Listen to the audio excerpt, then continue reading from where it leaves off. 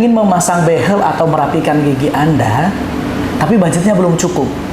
Nah, jangan sampai kepikiran untuk datang ke salon-salon gigi ya, karena itu bahaya banget. Lebih lengkap informasinya akan kita kupas tuntas bersama dengan dokter kita. Ada Dokter Gigi Febri. Apa kabarnya, dokter? Alhamdulillah baik. Jadi bagaimana? Sehat juga, dokter. Terima kasih sudah mampir ke Pedang Saleh, dokter. Ya. Karena hari ini kita akan mengajak seluruh masyarakat untuk diedukasi ya. Karena tepat hari ini tanggal 12 September kita merayakan atau memperingati Hari Kesehatan Gigi Nasional. Dan ini beliau adalah dokter gigi spesialis prostodensia yang luar biasa hadir pada hari ini. Dokter, langsung kita nggak pakai babi-bu.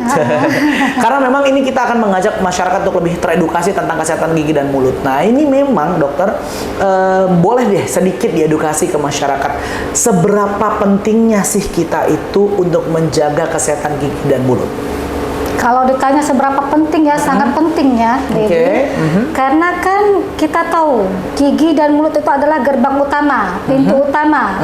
Semua makanan, minuman masuk mulai dari gigi dan mulut. Masuk ke dalam tubuh kita. Untuk apa tujuannya? Ya untuk hidup kan? Betul.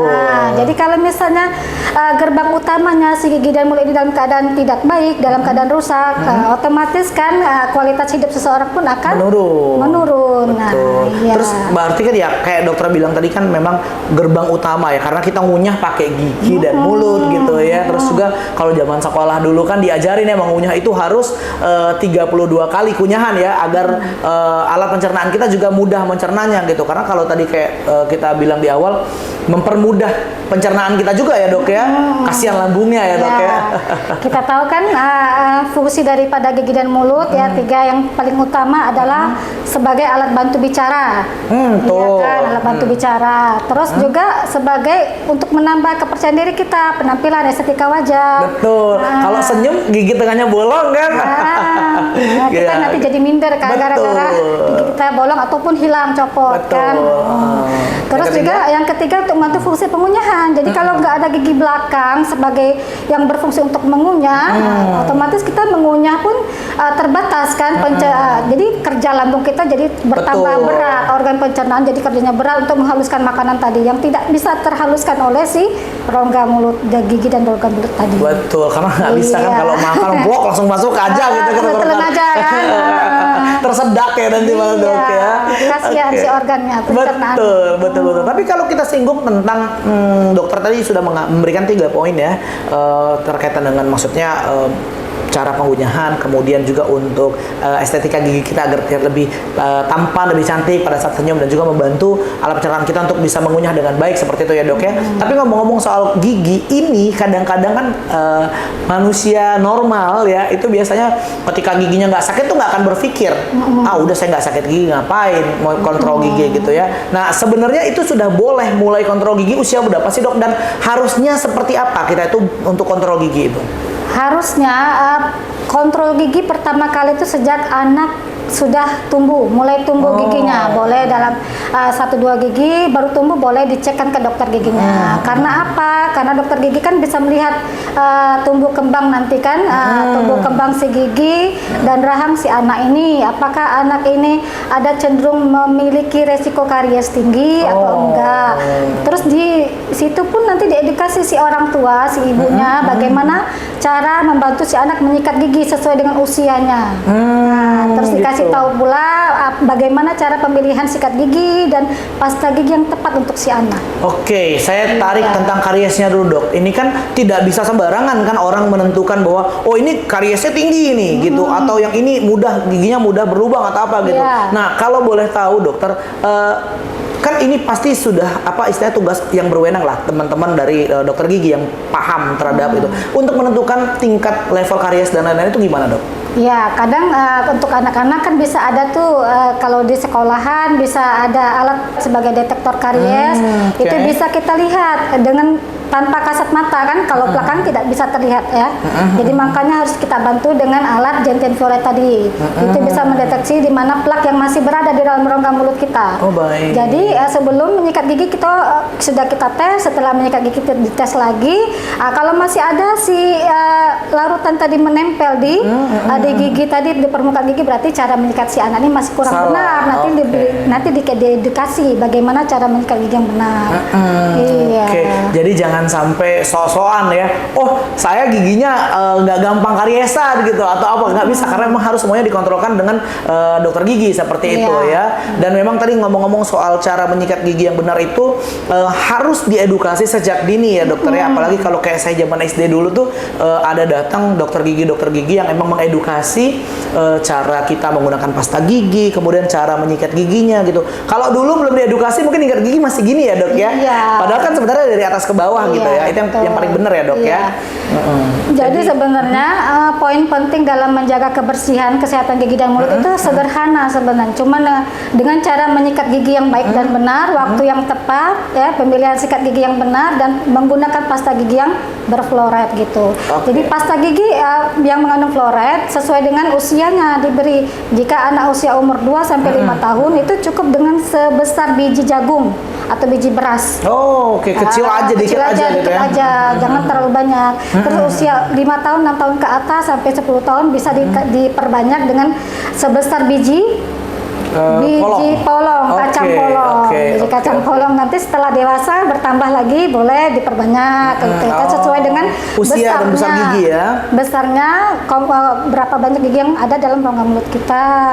Gitu. Itu dari pasta gigi. Dari pemilihan sikat gigi harus diperhatikan juga. Oh iya ya, karena banyak ada yang bulu sikat menyilang lah, apalah gitu ya doknya. Sebenarnya sederhananya pilih bulu sikat yang halus saja, yang soft.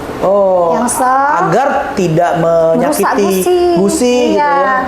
Jangan berpikiran salah kalau jangan berpikiran begini, makin keras makin bagus, makin bersih. Jangan. Sebenarnya itu salah besar karena makin keras si bulu sikatnya ini nanti merusak si gusi, meradang gusinya, terus juga membuat gigi itu jadi abrasi. Abrasi, terkikis emailnya, terkikis. Terus juga pilihlah sikat gigi yang kepalanya, ujung kepalanya itu yang kecil membulat. Supaya apa? Tujuannya untuk bisa menjangkau daerah yang paling belakang yang sulit untuk dibersihkan. Betul.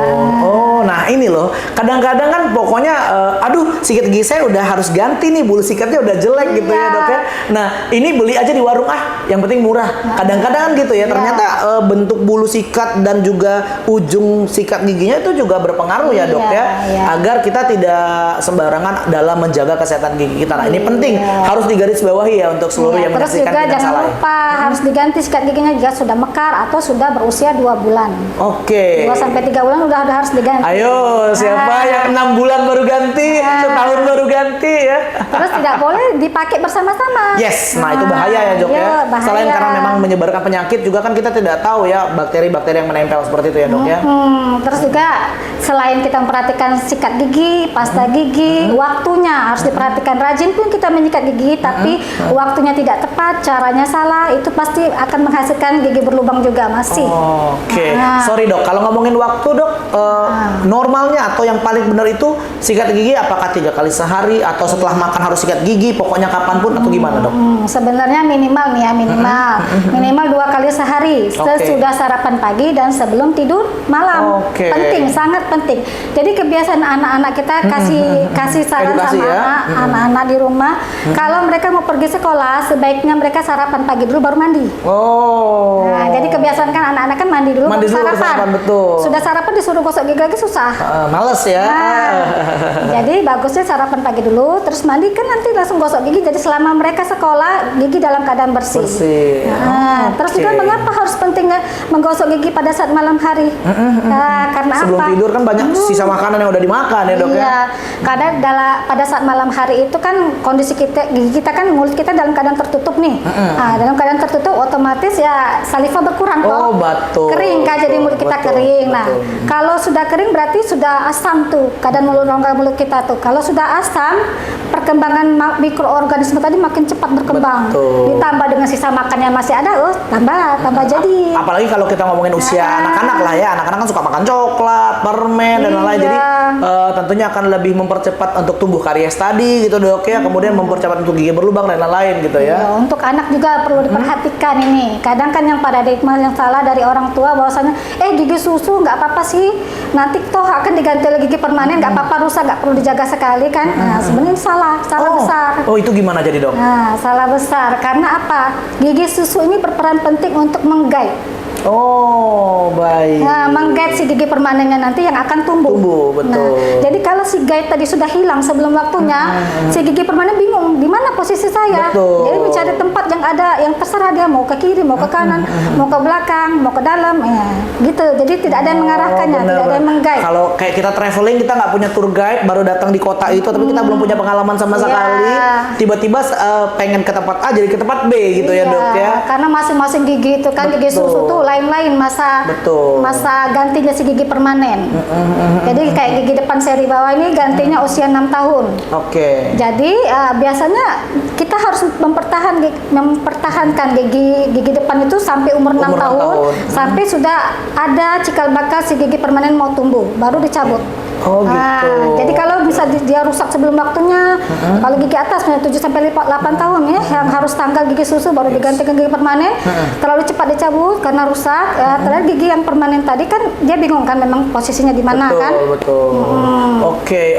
Berarti memang ini edukasi penting khususnya mungkin untuk orang tua muda juga gitu ya dok ya, yang tentunya ingin anaknya punya gigi yang rapi, konstruksi gigi yang baik gitu ya. Jadi harus dijaga sejak dini ya. Jangan sampai nanti istilah kata anaknya malas gosok gigi, tidak menjaga kebersihan giginya, sehingga pada saat nanti tumbuh harap-harap tadi pengennya gigi bagus, malah posisi giginya posisi gigi tidak teratur ya. Berantakan, Korodit. Nah, Betul. satu lagi Apa yang tuh, perlu. Dok?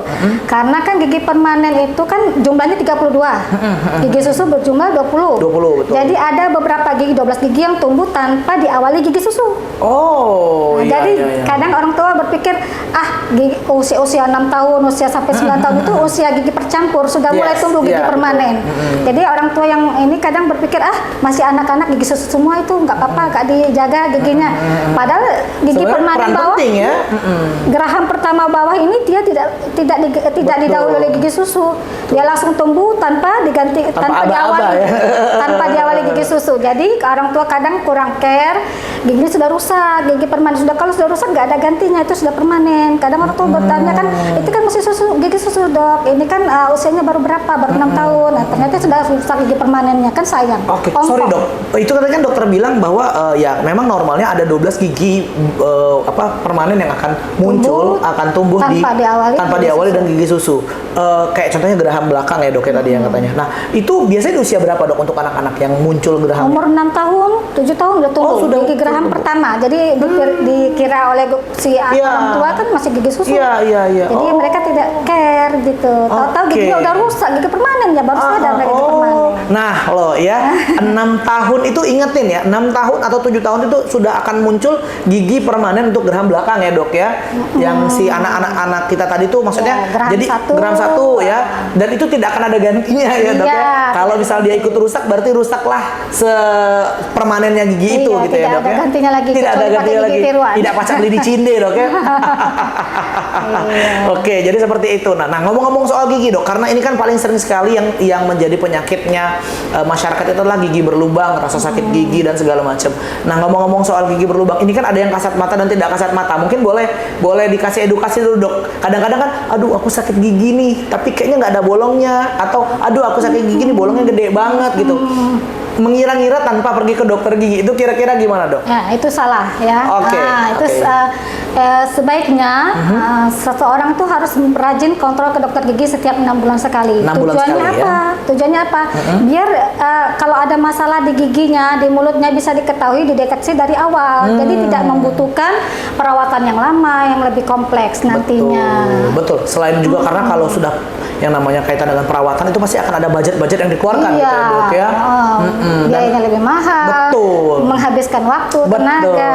Jadi kadang kan memang di masyarakat kita ini kan baru care kalau giginya sudah sakit. Nah, penyakitnya orang Indonesia ketika sakit dulu baru datang ke dokter gitu ya. Jadi kalau sudah sakit kan butuh biaya yang besar, butuh kunjungan yang berulang untuk melakukan perawatan saluran akar. Panjang ceritanya, terus prognosanya pun kecil. Untuk bertahan. Kemungkinan untuk hidup bertahannya si gigi itu ya. Iya.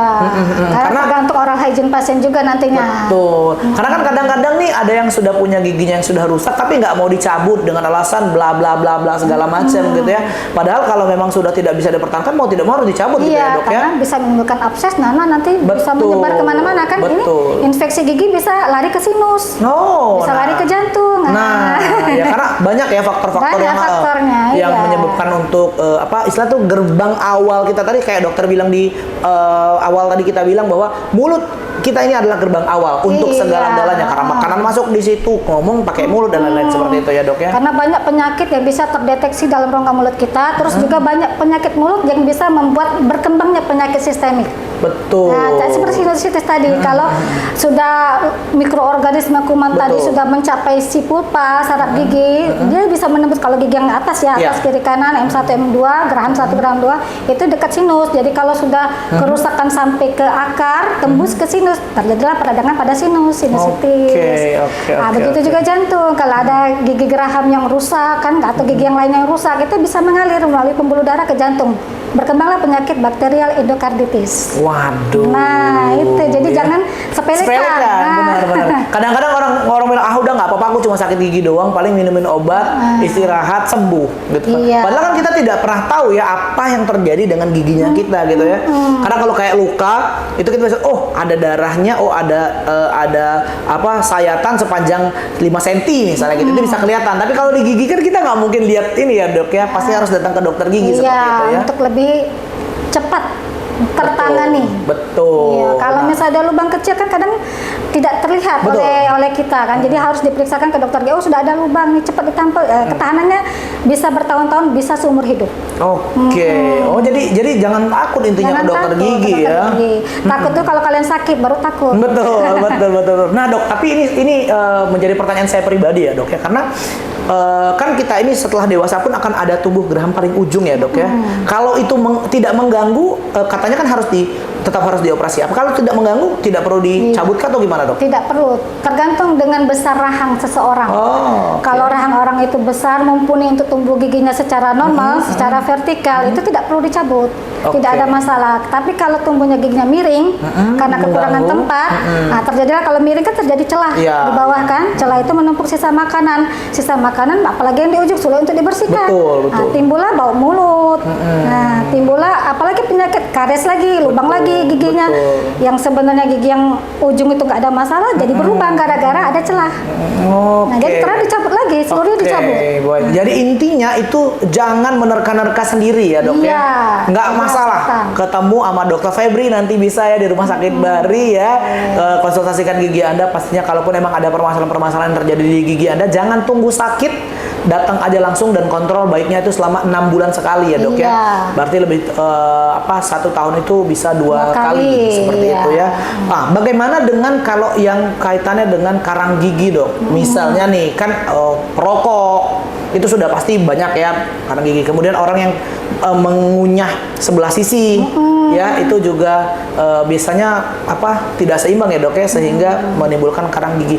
Berapa lama waktu yang baiknya kita untuk kontrol untuk pembersihan karang gigi? Sama seperti tadi, bisa 3 bulan tergantung oral hygiene pasien. Kalau mereka merasa oral hygiene-nya kurang, 3 bulan sekali mereka datang untuk kontrol. Tapi kalau misalnya dalam keadaan baik-baik saja, tetap kontrol 6 bulan sekali.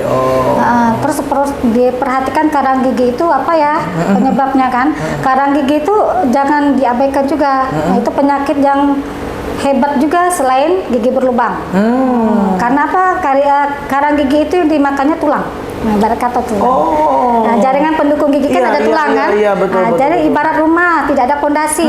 Tiang-tiang ini punas gitu rayap ya, roboh rumah tadi. Begitu juga gigi. Ketika terlalu banyak gingivitisnya atau karang gigi tadi harus cepat dibuang ya, biar tidak ganggu fondasi dan tanda kutip tadi ya, Dok, pondasi ya? si gigi tadi. Jadi giginya bisa roboh kalau pondasinya tidak kuat. Oke. Goyang sendiri, terakhir dicabut. Oke. Wah, ini Iya. jadi kompleks ya sebenarnya, Dok, ya, Kompleks. untuk memang benar-benar kita untuk menjaga kesehatan gigi dan mulut, karena memang istilahnya Anda tidak bisa menerka-nerka sendiri kalau sudah kaitannya dengan kesehatan pribadi gitu ya, Dok, ya. Iya. Nah, ngomong-ngomong, Dok, kalau misalnya tadi kan kita sudah membahas mengenai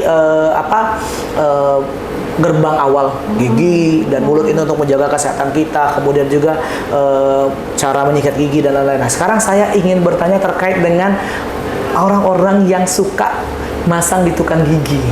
Nah, ini kan kalau saya lihat di Palembang saja tuh banyak sekali tukang gigi. Nah, ini sebenarnya apakah saya tidak membicarakan profesinya ya, Dok, ya, tapi lebih ke pembuatan giginya, apakah memang bisa langsung datang ke tukang gigi atau memang baiknya lebih ke dokter gigi dulu atau gimana? Iya, kalau profesi tukang gigi itu kan marak ya, banjir ya, banyak tersedia Betul. setiap pelosok biasa ada Pasti tukang ada. gigi. Nah, tukang gigi itu sebenarnya mereka tidak melalui basic pendidikan. Nah, mereka mendapatkan ilmunya dari turun temurun atau otodidak melihat ya. Tapi tidak berdasarkan ilmu. Ya, jadi mereka tidak tahu kondisi rongga mulut si seseorang. Yang mereka fokuskan adalah daerah gigi yang hilang. Nah, mereka cukup membuatkan gigi, apakah gigi tersebut akan bertahan lama di dalam atau akan malah bahkan merusak gigi yang lainnya, mereka tidak sampai ke sana. Yang penting gigi tironnya jadi, pasang, selesai. Begitu. Tukang gigi pun suka berpindah-pindah ya. Iya. Pindah-pindah. Jadi kalau pasiennya mau kontrol tuh sulit, akan mengalami kesulitan. Nah, makanya pemerintah ini memberikan solusi ya, mengeluarkan Permenkes nomor 39 tahun 2014 rasakan. Nomor 39 tahun 2014 yang mengatakan wewenang tukang gigi itu adalah pembuatan gigi tiruan lepasan. Baik itu yang sebagian maupun penuh menggunakan bahan akrilik dan tidak menutupi sisa gigi yang ada. Jadi kebanyakan tukang gigi kalau dilihat ya di Kortugi ada linknya Instagram, korban tukang gigi banyak berbanjir ya. Banyak yang akibat pemasangan gigi itu ada abses, ada nanah, ada kerusakan gusi, ada malah sampai kegoyangan keseluruhan, kematian gara-gara si pembuatan gigi tiruan yang salah tadi. Kenapa masyarakat masih mau datang ke sana? Ini kan itu pertanyaannya. Betul. Karena murah. Karena murah. Ya jelas murah. Karena bahan yang dipakainya tidak standar ISO, tidak bisa diterima oleh si jaringan hidup. Jadi jangan pernah bermain dengan angka kalau yang kaitannya dengan kesehatan. Kalau saya secara pribadi menyarankan untuk Anda, mungkin yang selama ini ke dokter gigi, istilah gigi saya sakit, terus ini harus dipasang gigi tiruan. Dokter gigi pasti akan tidak serta-merta, oke, kita pasang gigi, enggak seperti itu ya, Dok, ya. Karena akan di ronsen panoramik dulu, kemudian dicek lagi dulu kira-kira giginya ini kenapa, ada yang terjadi apa gitu ya, Dok, ya. Apakah gigi penyaganya masih kuat untuk dipertahankan? Bagaimana kondisi tulangnya? Apakah kuat? Dan apakah ada tulang yang menonjol, tulang yang tajam? Kalau ada tulang yang tajam, itu harus dirapikan dulu tulangnya. Karena gigi tiruan begitu kita pakai, bukan cuma kita diam aja nggak pakai makan, tapi kita pakai makan mengunyah. Selama mengunyah, kalau dia tidak ada tulang yang tajam tidak nyaman. Kalau tidak nyaman kan menimbulkan penyakit yang baru. Dipaksanya pakai terus, terakhir timbul penyakit yang baru. Nah jadi hati-hati ya, Dok, ya. Hati-hati bagi Anda yang ingin memeriksakan gigi Anda, baiknya itu usahakan untuk datang ke dokter gigi. Kontrolkan semuanya, tanyakan semuanya dengan dokter gigi yang pastinya agar Anda itu tidak salah langkah. Alih-alih pengen hemat ya, Dok, ya. Pengen saving budget, tambah besar tiba-tiba biayanya makin besar gara-gara Anda tadi salah langkah, bener nggak, Dok? Betul. Jadi jangan takut ke dokter gigi, apalagi kalau dokter giginya cantik kayak gini ya. Dokter, satu pertanyaan lagi. Ini kalau kaitannya masih dengan masyarakat yang mungkin sekarang kurang teredukasi tentang menjaga kesehatan gigi, apalagi tadi kan ini fatal ya kalau sampai pasang gigi ke tukang gigi yang sembarangan atau yang tidak certified lah, tidak bersertifikasi seperti itu. Nah, mungkin boleh diedukasi untuk masyarakat yang harus mereka lakukan pertama kali ketika merasa ada gangguan pada giginya harus seperti apa? Penanganan pertamanya. Penanganan pertama kalau ada masalah gigi, jangan ada masalah dulu lah. Oh iya, kontrol yang penting ya dok ya. Kontrol, yang penting datang. Tapi Jadi jika tahu. Jika ada langsung- masalah ya datang ke dokter gigi, tanyakan apa ada apa masalah yang ada dalam rongga mulut dia. Jadi di situ nanti kalau nampak secara visual kita kasih tahu, kita edukasi. Kalau itu harus ada perawatan, kita lakukan tindakan langsung. Begitu. Oke, jadi agar bisa mendapatkan edukasi langsung dari yang paham ya dok ya, Iya. alias yang mengerti si dokter gigi tadi gitu ya Atau dok ya. mungkin menggunakan teledentistry mungkin. Betul, Bisa betul. menjangkau, kan bisa mengedukasi masyarakat luas yang tidak bisa. Betul. Nah, jadi tidak perlu datang langsung ya, bisa Iya, boleh. secara digital seperti itu ya dok. Ya. Secara sosial media juga banyak yang bisa kita tanyakan. Nah, terakhir dok, mungkin boleh kasih pesan untuk masyarakat yang sekarang sedang menyaksikan Pindang Salai bagi kita yang sekarang sedang memperingati Hari Kesehatan Gigi Nasional. Iya, ini kan ada target pemerintah untuk Yes. mencapai Indonesia bebas karies tahun 2030. Oh, Nah, itu keren apakah ya. tercapai atau tidak? Itu tugasnya kita sebagai orang tua, sebagai tenaga kesehatan untuk mengedukasi masyarakat. Jadi sejak anak usia umur 5 tahun sekarang sudah digenjot-genjot supaya giginya bebas karies untuk 7 tahun kemudian, 8 tahun kemudian bebas karies kan. Nah, terus jangan lupa sebenarnya perawatan gigi itu sederhana. Rajin menyikat gigi, rajin kontrol ke dokter gigi. Itu aja sebenarnya. Oke. Iya, tapi kalau misalnya sudah terlanjur giginya hilang, udah rusak, udah copot, datang ke dokter gigi lagi untuk dibuatkan gigi tiruan. Jangan sampai tidak dibuatkan gigi tiruan. Betul. Karena akan Bergeser, menimbulkan ya? masalah yang baru. Itu migrasi. Betul. Bergeser. Kalau bergesernya tegak enak. Betul. Bergeser tipis, Miring, ya? Iya, iya. Miring menimbulkan Bahaya, celah. Celah infeksi makanan. Kalau ngasih pula gigi yang atas ke bawah kan nggak ada lawan kontak.